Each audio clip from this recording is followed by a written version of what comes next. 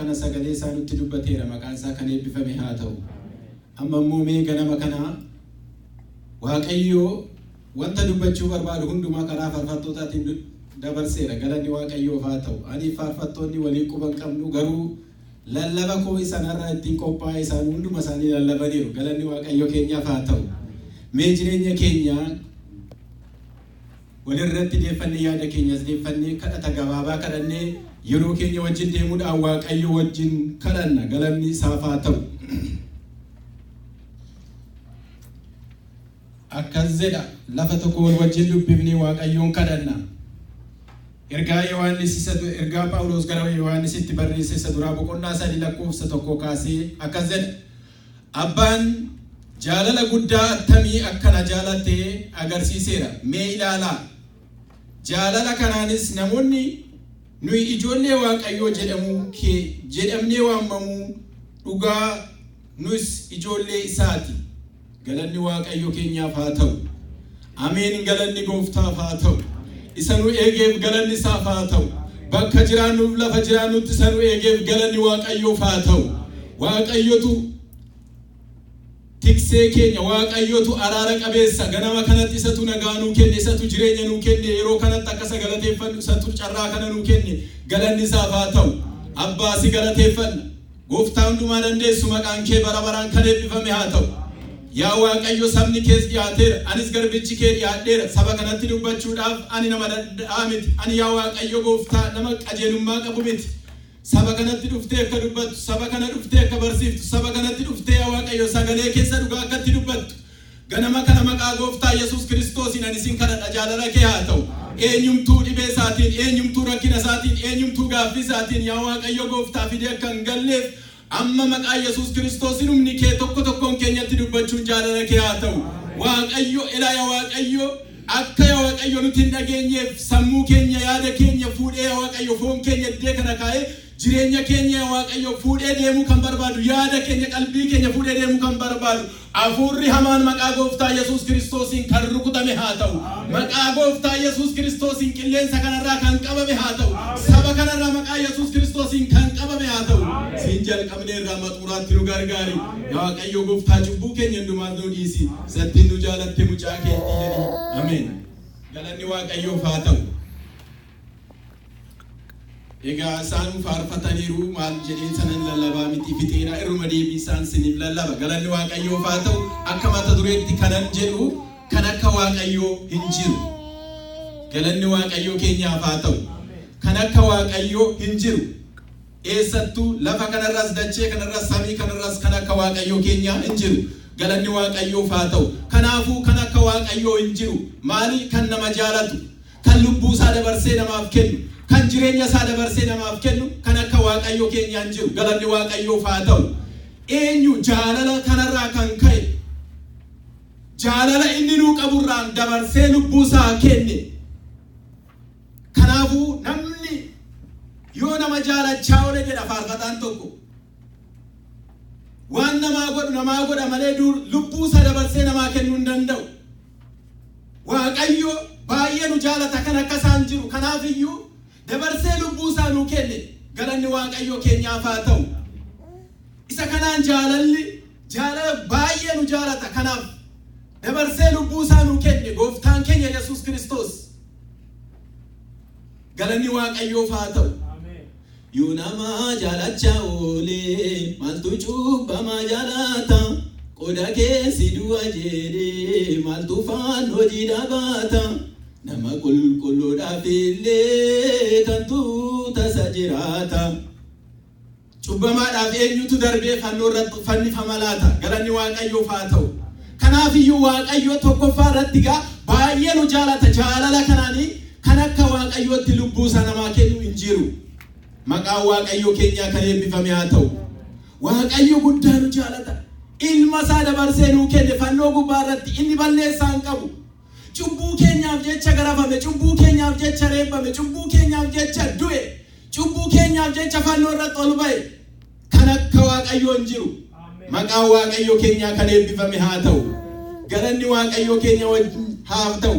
Kanaaf yeroo keenya wajjin deemuudhaaf nan gaggabaabsa. Galanni Gooftaa keenyaaf haa ta'u.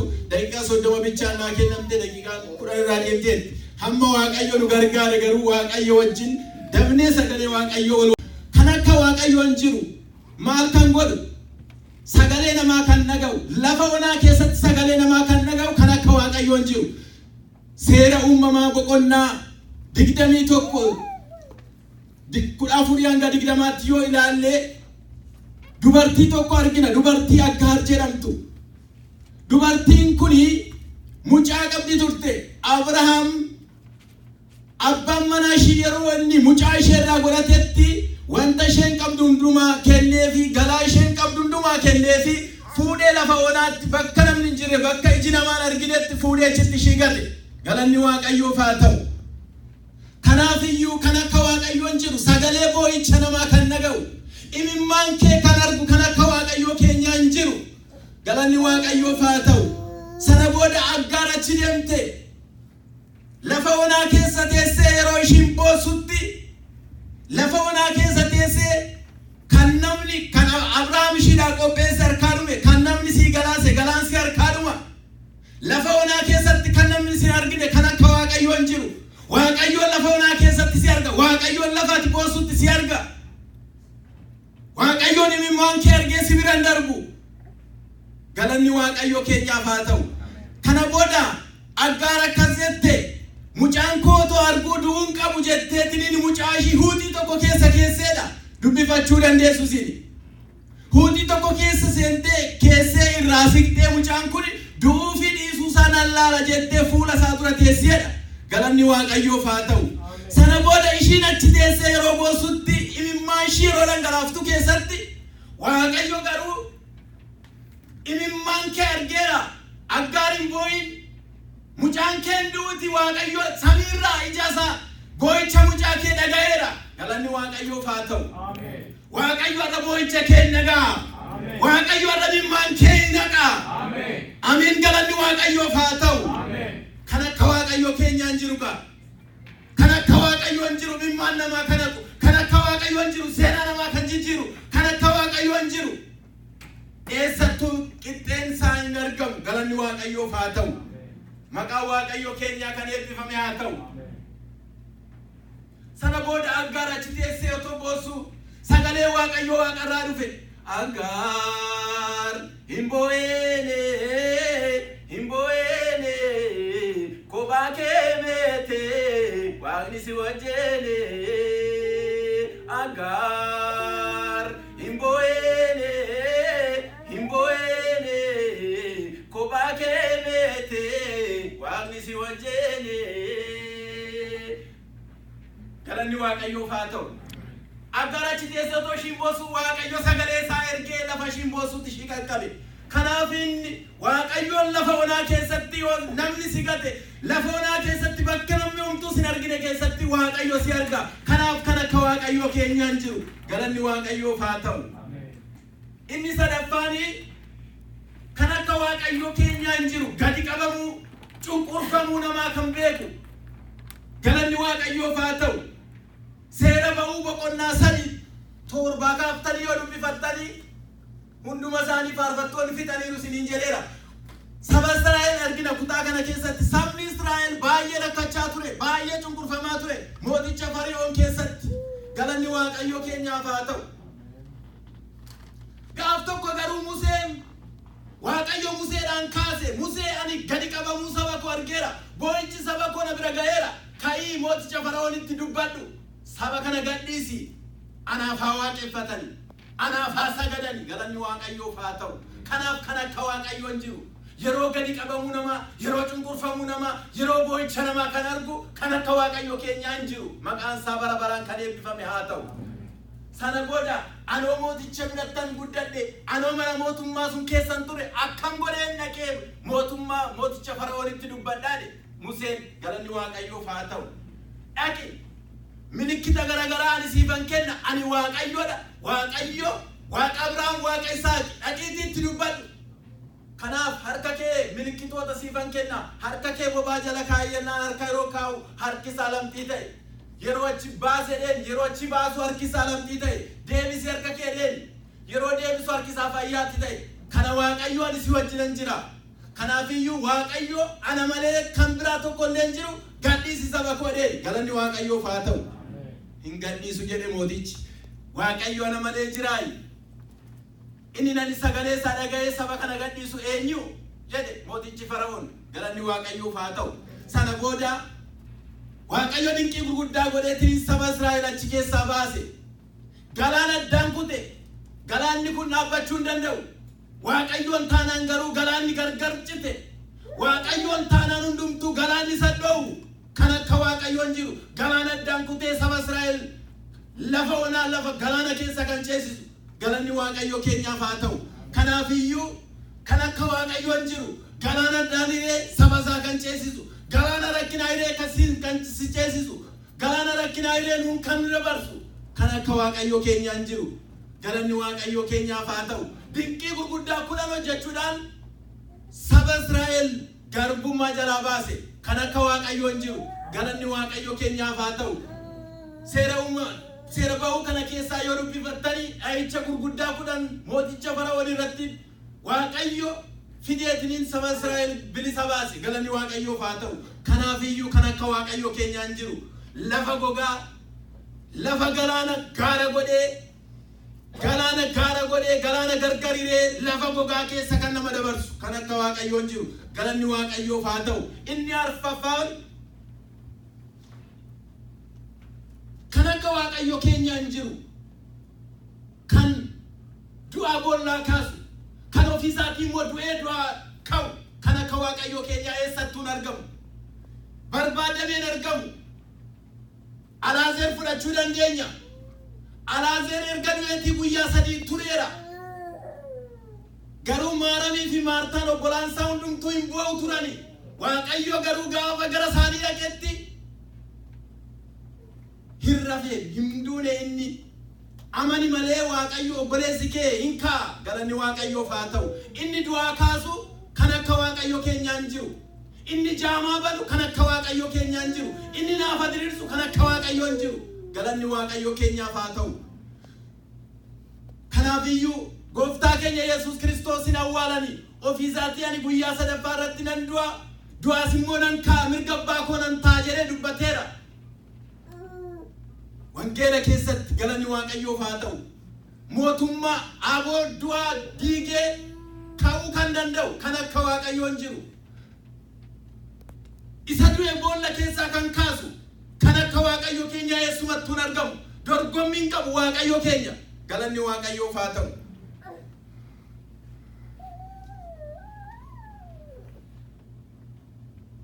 Du'aa boollaa kan kaasu mootota isa lammaffaa boqonnaa 4 lakkoofsa 32 hanga 37 akkasumas immoo wangeela Yohaannis boqonnaa 11 38 kaastanii yoo dubbifattani gooftaan keenya Yesuus Kiristoos akkamitti akka du'aa kaase lafa kana keessatti ofiisaas immoo akkamitti akka du'aa ka'e hin argina. Kanaafiyyuu kan akka waaqayyo keenyaatii hin jiru galanni waaqayyo keenyaaf haa ta'u. Inni shanaffaani kan akka waaqayyo hin jiru tiksee gaariin kan akka waaqayyo hin jiru lafa hundumaatti kan nama eegu kan akka waaqayyo hin jiru hoolaa bal'ee kan barbaadu kan akka waaqayyo keenyaa hin jiru tiksee gaarii galanni waaqayyo keenyaaf haa ta'u. Macaafa faarfannaa boqonnaa 23 kaastanii akkasumas immoo wangeela Yohaannis boqonnaa 10 lakkoofsa 11 keessatti yoo argitan kutaa kana keessatti tiksee gaarii nanadha. Tiksee gaarii nanadha. Lubbuusa dabarsee kan kennu anadha. Galanni waaqayyo keenyaaf haa ta'u. Kanaafiyyuu kan akka waaqayyo hin jiru tiksee gaariin har'a yeroo dachee kanarra deemnee gallu waanuma ofii keenyaa deemnee gallu fakkaata garuu miti.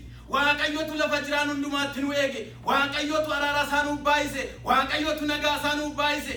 Isa kanaan eeggamnee galle malee dandeettii keenyaa yookaan beekumsa keenyaa miti har'a ga'uun keenya. Waaqayyotu tiksee gaarii nu ta'e. Waaqayyoon immoo hoolota isaa hin barbaada. Hoolonni koo sagalee koo beeku. Anis immoo isaan beekadha. Galanni waaqayyoof haa ta'u. Waaqayyo hoolota 99 dhiisee jedha. Lubbuu tokkittiif joore baddaaf gammoojjii. Jaalalli isaa baay'eedha. Galanni waaqayyo keenyaaf haa ta'u. Inni kan biraa inni jaafaani kan akka waaqayyoo hin jiru fayyina namaa kan namaaf kennu kan nama fayyisu kan nagaa namaa kennu kan akka waaqayyoo hin jiru galanni waaqayyoo keenyaaf haa ta'u. Wangeela Luqaas boqonnaa 8:40 hanga 55 akkasumas Luqaas boqonnaa 18:9 hanga 14 Wangeela Yohaannis boqonnaa 5 lakkoofsa 1 hanga 9 akkasumas immoo Wangeela Yohaannis boqonnaa 1 35 hanga 51 keessatti Waaqayyo gooftaan keenya Yesuus Kiristoos akkaataa kamiin nama akka fayyisu kutaa tokko keessatti akkas jedha. Isa kana bichaan dubbisa. Fayyinni Yesuus Kiristoos duwwaadhaan malee kan biraatiin tokko illee hin jiru. Maqaan kan biraa ittiin fayyanis kan namaaf ta'u Waaqa jala ilmaan namootaatiifis immoo hin kennamneedha. Galanni Waaqayyoo keenyaaf haa ta'u. Hojii ergamootaa keessatti hojii ergamootaa boqonnaa 4 lakkoofsa 12 irratti fayyinni Yesuus Kiristoosiin maleedha. Nama biraatiin iyyuu hin kennamne. Galanni Waaqayyoo keenyaaf haa ta'u. Kutaa kana keessatti immoo maal argina? Wangeela Luqaas kana keessatti dubartii waggaa 12 rakkatte akkasumas immoo namicha waggaa 38 dhukkubsatee galaana qarqara taa'aa ture akkasumas immoo hojii ergamootaa keessa boqonnaa 3 keessa dhaqnee yoo ilaalle namicha naafatee karaa mandaraa balbala qulqullummaa dura taa'ee kadhachaa ture achitti gooftaan keenya Yesuus Kiristoos yeroo inni fayyisu argina. Kan akka Waaqayyoo keenyaa hin jiru. Kan nama fayyisu kan nama gargaaru maqaa Waaqayyoo keenyaa kan eebbifame haa ta'u. Inni torbaffaanii kan akka Waaqayyoo hin jiru hidhaa namaa kan hiiku kan akka Waaqayyoo hin jiru nama hidhamee jiru sansalata diinaa keessaa kan nama baasu kan akka Waaqayyoo keenyaatti hin jiru. Galanni Waaqayyoof haa ta'u. Wangeela Maatiyos boqonnaa 21:9 hanga 9 keessatti kutaa kana keessatti waa'ee ilmoo harree hidhamtee jirtu tokko argina. Maqaa Waaqayyoo keenyaa kan eebbifame haa ta'u. Ergamoota isaa keessaa namoota itti ergeedha. Ilmoo harree hidhamtee jirtu tokko dhaqaatii anaaf fidaa. Maalittiin gootu jedhanii yoo sin gaafatan immoo gooftaatu dhimma irraa qaba jedhaatii itti maali. Galanni Waaqayyoof haa ta'u. Harreen kun achuma hidhamtee jirti. Hiriyoonni ishii hundumtuu dheedanii quufanii galu. Ishiin garuu achumatti hidhamtee jirti. Galanni Waaqayyoof haa ta'u. Garuu Waaqayyoon ilmoo harree kana arge. Waaqayyoon saba keenya lafa hidhamee jirutti Waaqayyoon hidhaa diinaatiin warra hidhaman hidhaa isaanii keessaa isaan baasee mana isaa keessa isaan jiraachisa. Galanni Waaqayyoof haa ta'u. Maalittiin gootu jedhanii yoo sin gaafatanii gooftaatu dhimma irraa qaba. Gooftaatu dhimma sirraa qaba obboleessa koo. Gooftaatu dhimma sirraa qaba obboleettii koo. Kanaafiyyuu diinaan hidhamtee hin teessu. Ati ilma Waaqayyooti. Ati intala Waaqayyooti. Ati mucaa Waaqayyooti. Waaqayyootu dhimma sirraa qaba. Waaqayyootu dhimma narraa qaba. Galanni Waaqayyoo keenyaaf haa ta'u. Kan akka Waaqayyoon jiru hidhaa namaa kan hiiku. Hidaayikaa jaamaa banaa du'aa kaasaa gooftaan jaalala hundaarra caalaa. Hidaayikaa jaamaa banaa du'aa kaasaa gooftaan jaalala hundaarra caalaa. Otoonni banuu mi'a jaamotaa otoonni cabsuu hangoo diinotaa ijaan agarree oduun nageenye kanaaf cal jechuun hummoo hin dandeenye. Hidhaayika Waaqayyoon galanni Waaqayyoof haa ta'u. Waaqayyo hidhaayikuutti beeka. Waaqayyo seenaa geeddaruutti beeka. Waaqayyo hiruu namaa guutuutti beeka. Galanni Waaqayyoof haa ta'u. Inni 8ffaan Waaqayyo duwwaa namaa guuta. Kan akka Waaqayyoon jiru kan duwwaa namaa guutu. Kan akka Waaqayyoon jiru hiruu namaa kan guutu. Kan akka Waaqayyoon jiru akkaawuntii namaa kan guutu. Galanni Waaqayyoo keenyaaf haa ta'u.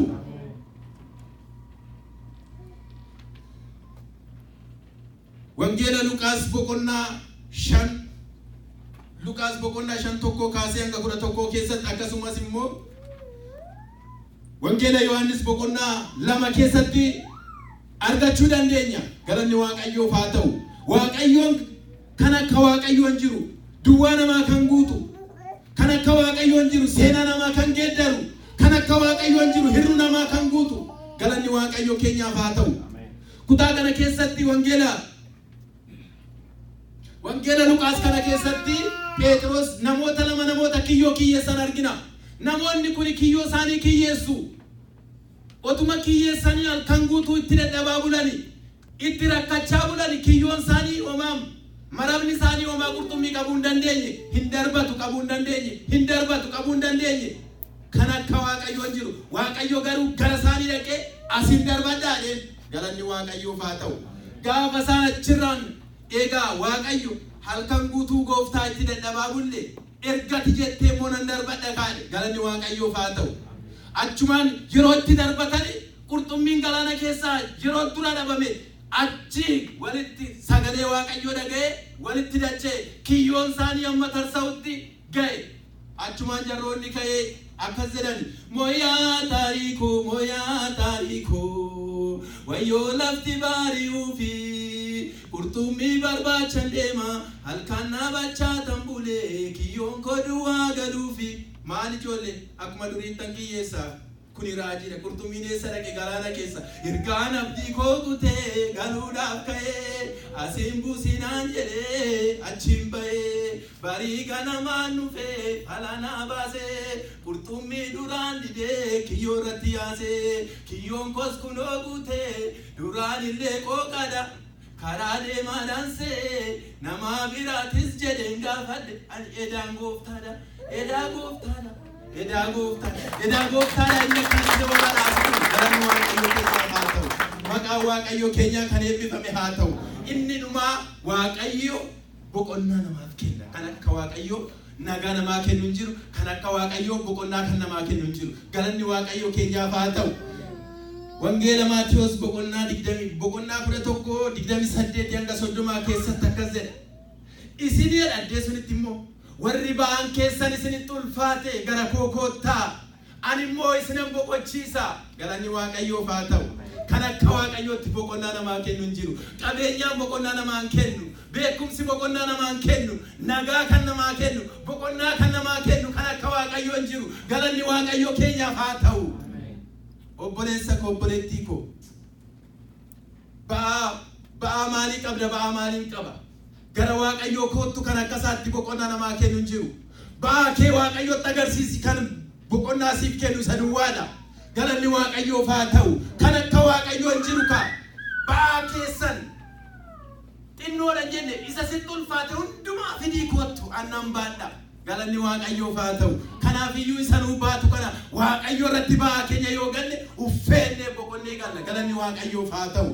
Maqaa Waaqayyoo keenyaa kan eebbifame haa ta'u. Kanaafiyyuu kan akka Waaqayyoo keenyaa hin jiru. Inni seena namaa jijjiiru. Kan akka Waaqayyoo hin jiru. Hirruu namaa kan guutu. Kan akka Waaqayyoo hin jiru. Duwwaa namaa kan guutu. Kan akka Waaqayyoo hin jiru.